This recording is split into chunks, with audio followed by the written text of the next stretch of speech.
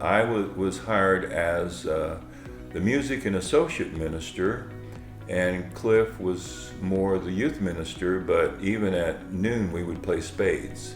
And Cliff and I loved hearts and spades, and we just connected. I loved Cliff and thought of him as a brother. And when I left there to go back to Oklahoma City and go to graduate work, I thought if I ever start something, if I ever get in a church, Cliff is going to be part of that church. We needed someone to be working with the kids. And so we were fortunate enough to get a guy who really loved the Lord and still loves the Lord and loved being outside, and tremendous fit fella, loved to run, just a really great guy in Cliff.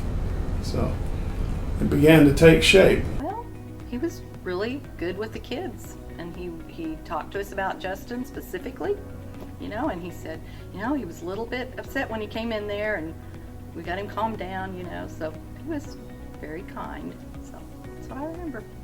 Do you remember them picking him? No, I don't remember that. It seemed like all of a sudden he was there. We really wanted to see a Christian school, and between Cliff and Anne Marie, Lakewood had a tremendous jump start. I remember the basketball court was the sanctuary where we had to move all the chairs out of the way, play basketball. Then we would put them all back. And Cliff and I got to be pretty good chair movers back in the day. I mean, he was there, He was always there for them. But he's always had a smile and always willing to do things. I love his laugh. And we just enjoyed working with him. The most pronounced feature of Cliff is that he is who he says he is. He lives who he says he is. When you see Cliff, what you see is what you're going to get. He was my brother's youth pastor, and Cliff was just always at our house. I mean, not always, but it wasn't it wasn't uncommon for Cliff to come over. Because my dad would just bother him, I guess. He did. Yeah. And one of the kids said, Mom, he was one of these that you could just talk to, and he would listen to you, and if you got in trouble or if you had a problem, he was right there listening to you. He's always had integrity because he's always wanted to do everything right. And he would, if he found 10 cents and he knew it belonged to, he would be returning it. He just seemed so warm and friendly. We all, those that were a few years older, not many, but a few years older and married and with kids, and we got to help find him somebody.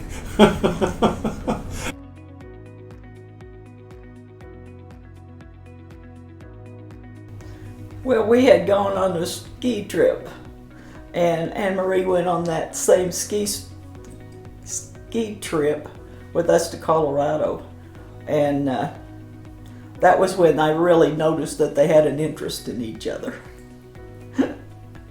Cliff and I had a lot of fun playing golf together, and we loved football. And I was a Texas Tech Red Raider, and they were going to play OU in Lubbock, so we got a group with Tony and I and Cliff and several others, and we headed out to Lubbock to watch the OU football game and play golf, which we've done for many years together. And Cliff had just started dating Anne Marie that I think was teaching at the school, and I really liked Anne Marie, and I was hoping they would get together as a couple. And we were sitting in the car in Lubbock, and they started playing a cowboy song, and it said, the title of the song was "You're Never Too Old for a Young Love."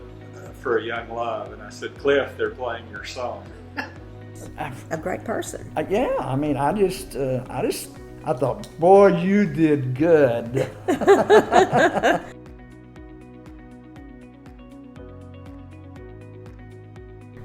Yeah, Casey and I are brothers, and as kids, we fought.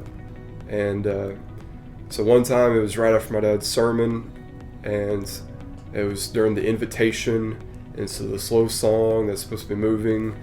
Apparently, Casey and I were fighting. I had probably done something to pester my brother, and I started chasing him around the pew, the very front pew, and he was on one end, I was on the other, and we're going around, we're trying to go back and forth, and mid-song, the song didn't stop. Mom walked down from the stage, Dad walked down from the microphone area. Dad grabbed me, sat me down, put his arm around me, continued to sing. Mom took Casey, set him down, continued to sing, and then we finished out the invitation time. And man, I was embarrassed. I knew what was coming.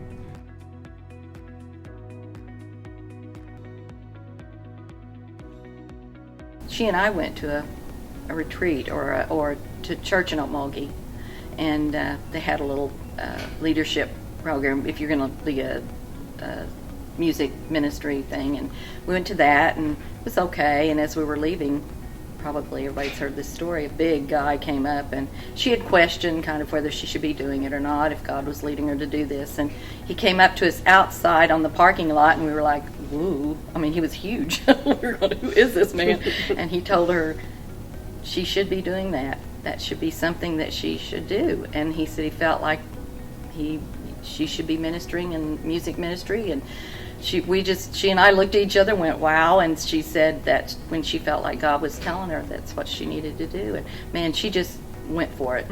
It's not just music. It's a part of the worship that blends with the worship, with whatever the sermon may be. Yeah. And it's very difficult to do. And she does a great job of that. She had certainly moved into something that I think that many people talk about now, and that's the worship there. At the times I've been there, it's wonderful, and how the people have come on, and some of the people playing instruments, and it's just I think one of the top in the state in regard to worship. It's just been good in every way for us, or for me as a singer. And I think from what I've talked to, for everybody that has been on the praise and worship team, we have grown as people and grown musically by her influence and leadership. From being just a starter in the music on stage to where she is now is just abundance. That is her calling. I watched Cliff Sunday as he was right on the front row as Anne-Marie was leading the worship, because I'm thinking in my mind, he realizes she's not going to be doing this in a few weeks, But I watched, and you didn't get the idea he was just watching his wife, but he was engaged totally in worship. And the fact that was his wife, was important. But this lady of God, was leading him in worship. And then when they walk away, they'll be husband and wife. But for that moment, she was this vessel of God. Mm-hmm. Boy, what a bright light. Anne-Marie, we still love you very, very much. Oh my gosh. You couldn't have designed a better match. He couldn't have done any better. I couldn't have done any better. She is a wonderful, wonderful person. And they are perfect pair. As you see them, we may be wrong, but no. We miss and I love them. Yeah. That's all I can say. She's got integrity just like Cliff, too. And so it makes it really nice.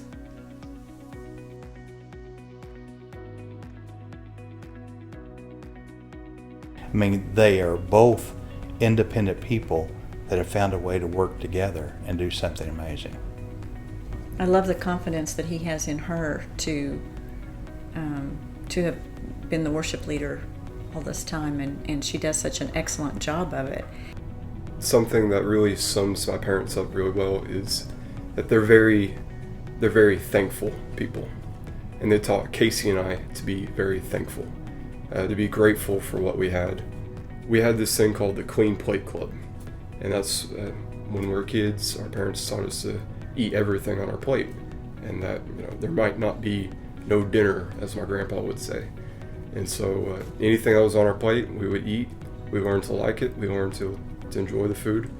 And at the end, if you were part of the Clean Plate Club, my dad would say, "All right, you're in the club. Great job, Caleb. You're in the Clean Plate Club." They both embody love, and it just flows out from them. And people pick up on that and realize how much that they care for you. And you feel like when you're dealing with them that you're the only person that's important. And that's a quality that's hard to come by.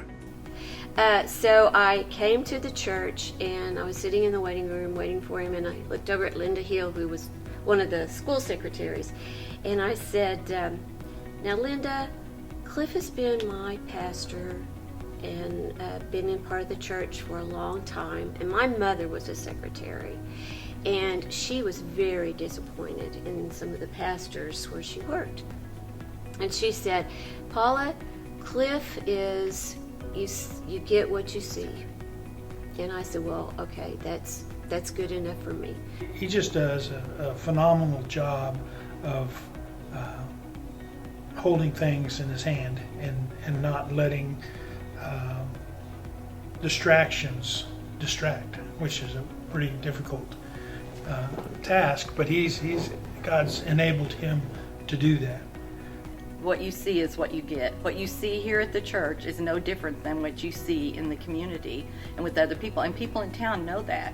I mean, they respect him because he is not any different out in the community than he is right here with the people. So that means a lot. So my dad helped me when we bought that house that we live in now, and he called Cliff immediately and said, "Heather just bought this house and we're gonna rip it up. I need you over here."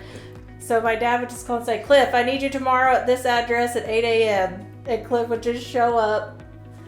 And when he called the church, he always tell Paula, "I want to talk to the high priest." Oh man.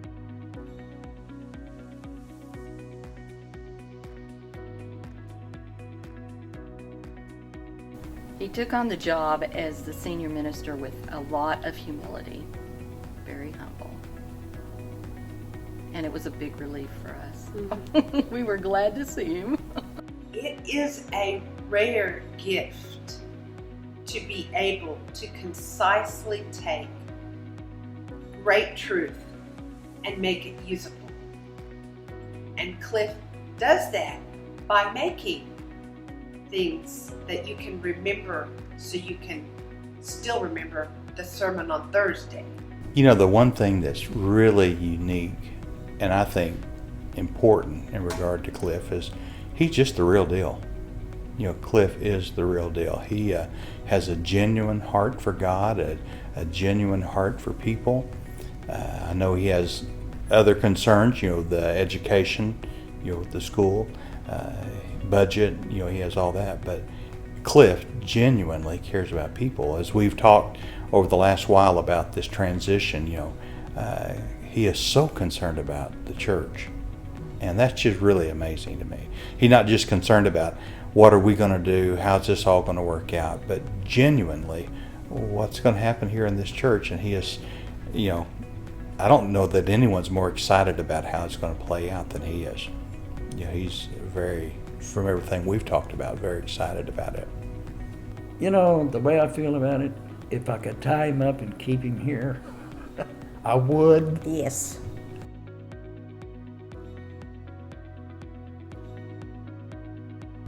They're a quality Christian family, and they give a very good impression wherever they go, and as people meet them, they come away blessed. We got to be a part of all the action. We got to see ministry firsthand. We got to see our parents love people unconditionally. We got to see them extend grace when it was really difficult. We got to see that, and that is preparing us. It's prepared me to lead in ministry, that's preparing Casey to lead in ministry, whether that's bivocational ministry or full-time ministry? First of all, we love you all very, very much. And you're part of our family, and you always will be. From my heart to theirs is to just let them know how much we love them and care for them. We're just thrilled how God led them to meet one another, for them to fall in love and begin the family that they have with their boys, to see the influence that they have had not only at McAllister and at Lakewood Christian Church, but through their sons and their sons' friends. And we love them because they love us and they love all the people there. It's a wonderful place to be. Being around Cliff just reminds me of my dad almost every time. And my dad had his first heart attack when I was 3, and Cliff's been there ever since. And so he was my brother's youth pastor at that point, and so he was there for my brother and my dad. And then my dad did not keep a lot of physical things. He didn't really care about possessions. And when we went through his stuff, he had saved a birthday card from Cliff. And I know it doesn't seem like much, but he didn't save things like that. And so I know that Cliff meant so much to him. And,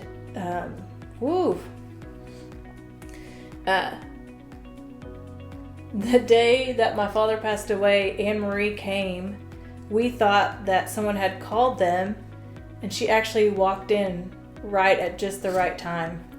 And I always think about, she goes, I felt like I needed to come before worship practice and not after.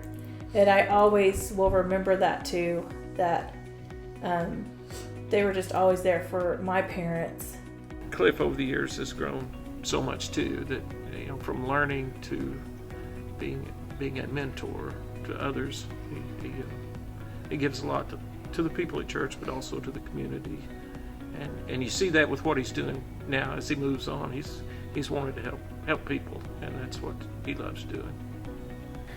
There's no pretension in him, and I think that's a key thing for being a successful leader, is honesty and forthrightness, and he is certainly equipped with those things in abundance. It is exciting to think that Cliff has given all of these years at McAllister, and previously that in ministry.